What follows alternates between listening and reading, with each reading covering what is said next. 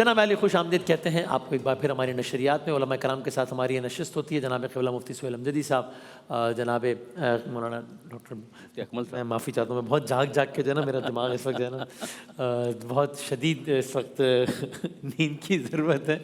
مفتی اکمل صاحب تشریف فرمائے. حضور السلام علیکم. معذرت.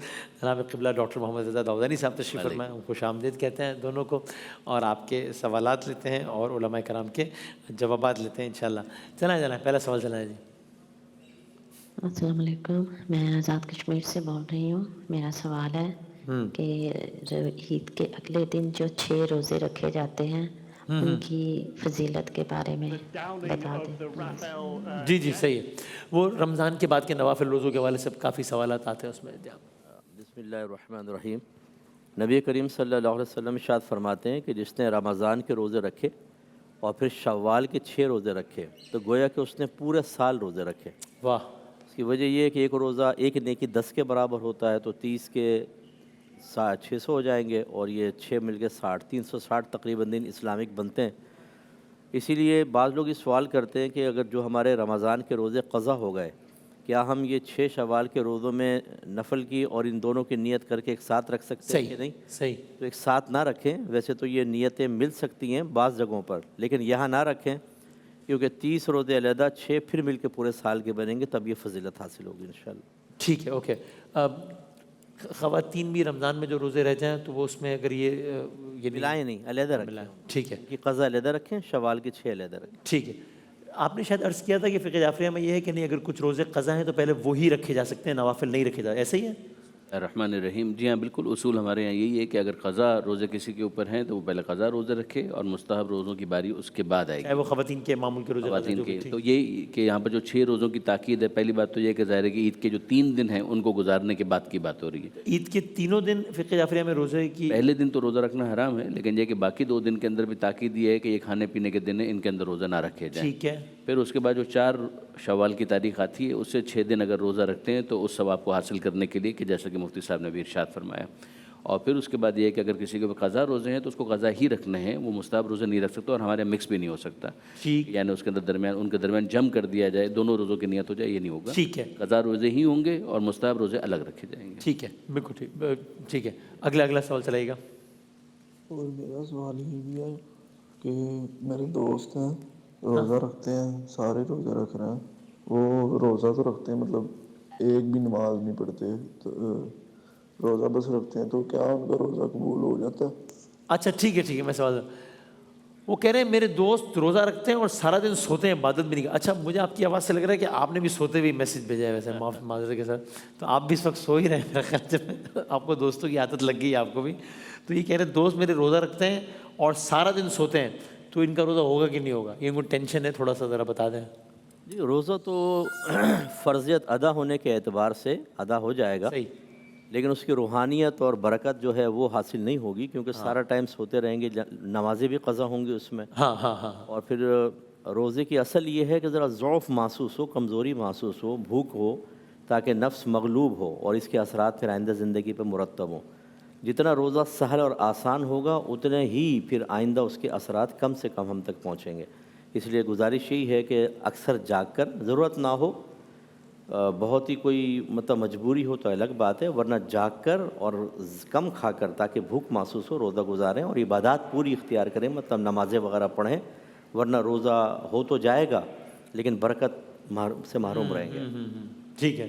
پورا جواب وہی جو مفتی صاحب نے ارشاد فرمایا، کوئی اس میں فرق نہیں. مجھے ایک شہید آیت اللہ مرتضیٰ مطہری کا جملہ یاد آ رہا ہے. انہوں نے بہت پیارا تبصرہ ایسے افراد کے بارے میں کیا تھا کہ ٹھیک ہے آپ کا فرض تو ادا ہو گیا، مگر یہ بڑا ہی ایک ان ویلکم کرنے والا انداز ہے کہ جیسے دن میں کوئی مہمان آپ کے پاس آ رہا تھا اور آپ نے کہا کہ ٹھیک ہے اس کو بٹھاؤ ڈرائنگ روم کے اندر، اور آپ چلے گئے اپنے کمرے کے اندر اور اپنے کمرے کے اندر سوتے رہے. اور پھر اس کے بعد جب اس کا جانے کا ٹائم آ گیا تو آپ نے اس کو کسی کو بھیج کے رخصت کروا دیا، پھر آپ کھڑے ہوئے. ٹھیک ہے آپ نے اس کو گھر میں داخل تو ہونے دیا، لیکن ایک ایسا انداز اختیار کیا کہ جس کے اندر رغبت کہیں پر بھی محسوس نہیں ہوتی ہے. تو وہی برکتیں جو ہیں ان سے انسان محروم ہو جائے گا، فرض بہرحال ادا ہو جائے گا. ٹھیک ہے، بالکل ٹھیک. چلائیں جی اگلا سوال چلائیں.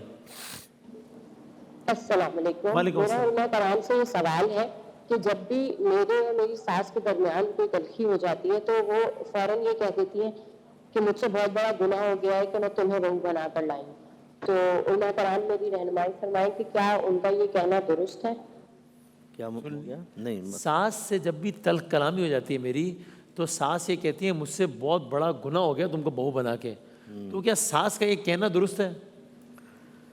نہیں، یہ تو خیر بات غیر مناسب ہے، کیونکہ تالی دونوں ہاتھ سے بجتی ہے بعض اوقات، اور فرض کر لیں اگر بہو کا ہی سارا قصور ہو تو ایسی بہو کو لانا گھر میں، اگر تو ارادتاً تھا کہ بیٹے کی زندگی جہنم بنانی ہے، پھر تو گناہ کی نسبت ساس کی طرف ہی وہ ہوگی، یہی تو کہہ رہی ہے مجھ سے گناہ ہو گیا، کہ ساس کہتی ہے مجھ سے گناہ ہو گیا تم کو بہو پھر بنا ان کی طرف ہونی چاہیے، لیکن ایسا عمومی طور پہ ہوتا نہیں۔ اچھی طرح جانچ پرکھ کر، میرے خیال میں منڈی میں ایک گائے کو آدمی سرسری طور پر دیکھ لیتا ہے، لیکن بہو کو تو ہر طرح سے اچھی طرح دیکھا جاتا ہے، اس کے تو کان اور آنکھ بھی دیکھ لیتے ہیں کہ یہ دوپٹہ اس نے یوں کیوں رکھا ہوا ہے، بھینگی تو نہیں ہے، تو کہتے ہیں بیٹا ذرا منہ ادھر کرو ذرا، اور چل کے کیٹ واک جیسے ہوتی ہے فیشن شو میں، ایسے دیکھتی ہیں اس کی چال کیسی ہے، کیسے لا رہی ہیں، اتنا جب دیکھ بھال کرتے ہیں تو اس کے بعد بہرحال ایسا ہوتا ہے کہ گھر میں معاملات ہوتے ہیں، اس طرح کے جملے نہیں کہنے چاہیے، دل آزاری ہوتی ہے، اور خود اپنی بیٹیاں بھی ہوتی ہیں بعض اوقات، ان کے ساتھ بھی ایسے ہی معاملے ہوتے ہیں، تو کیا ان کی ساس نے بھی کوئی گناہ کیا آپ کی بیٹی کو لے کر؟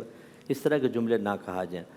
اور یہ بچوں پہ برے اثرات مرتب ہوتے ہیں کہ جب ایک دادی ماں کو کچھ کہہ رہی ہوتی ہے تو بعض اوقات ماں کی فیور میں اتنے ہوتے ہیں بچے کہ دادی سے ایک نفرت سی بیٹھ جاتی ہے، اور بڑوں کی نفرت بیٹھنا یہ بہت خطرناک ہوتا ہے، بے ادبی بھی ہوتی ہے، اور پھر یہی اثر پھر کل بچے ماں سے بھی نفرت کرنے لگتے ہیں، کہ ذرا بھی ماں کوئی مسٹیک کرتی ہے، کیونکہ عادت پڑ جاتی ہے بڑوں سے نفرت کرنے کی، ان کے بارے میں کمنٹس پاس کرنے کی، تو یہ پورا گھر کا ماحول خراب ہوتا ہے، ایسا نہیں کرنا چاہیے۔ مفتی صاحب نے ایک اور جانب جو اشارہ دلایا بڑا ضروری ہے کہ آپ اگر آئیڈلی اس طرح کا معاملہ ہونا نہیں چاہیے، بچوں کے سامنے تو بالکل بھی اس طرح نہیں ہونا چاہیے کہ بچے تو پھر ان بڑوں سے متنفر ہو جاتے ہیں، اور پھر میں نے دیکھا ہے کہ ایسے کیسز میں کہ بعد میں یہی بڑے انہی بچوں کو سمجھا رہے ہوتے ہیں کہ بڑوں کا ادب کرنا سیکھو، وہ بچہ کہہ نہیں رہا ہوتا لیکن اس بچے نے انہی بڑوں کے بارے میں انہی بڑوں سے سنا ہوتا ہے گالم گلوچ، تو وہ کیا ادب سیکھے گا، کیا کرے گا؟ وہ کہہ نہیں رہا ہوتا، یہ بھی اب ماضی کی بات ہوتی جا رہی ہے، بچے اب تو بول بھی کہہ دیتے ہیں کہ آپ خود تو یہ کہتے تھے۔ ہاں، وہ جو جینزی والا ایشو ہے، البتہ یہ بھی نہیں ہونا چاہیے، یعنی ایک جو ہلکا سا پردہ ہے نا وہ رہنا رہے، چاہیے۔ وہ اچھا ہے، لیکن یہ کہ بہرحال بزرگوں کو اپنے ایٹیچیوڈ کے حوالے سے خود بہت محتاط ہونے کی ضرورت ہے، جو ساس ہے بہو ہے دونوں کو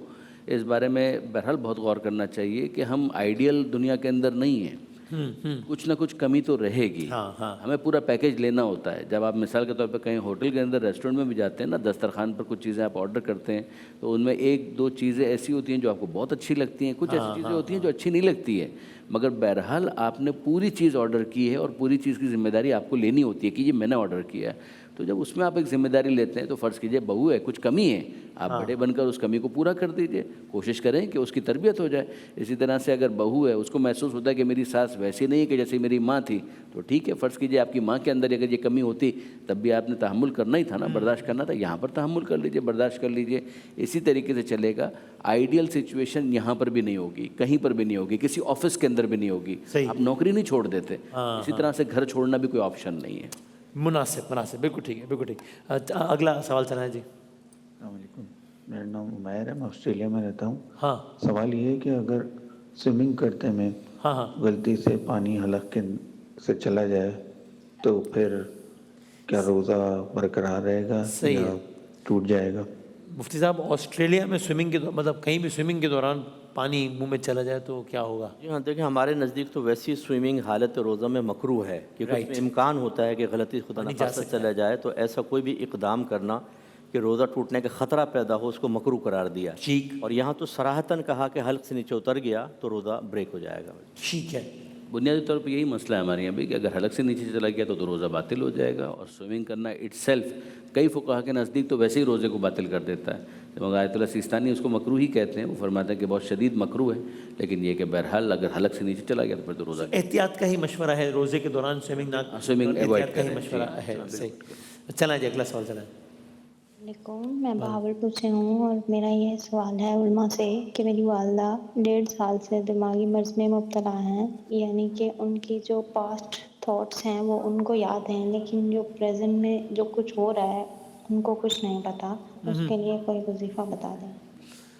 کیا ہے؟ والدہ کچھ یعنی اس طریقے کی دماغی حالت میں کہ وہ کیا ہو رہا ہے اطراف میں، یہ وہ کچھ نہیں پتا، تو پریشان لگ رہی، کہہ رہی کوئی وظیفہ یا کوئی بتا سکے کچھ بھی۔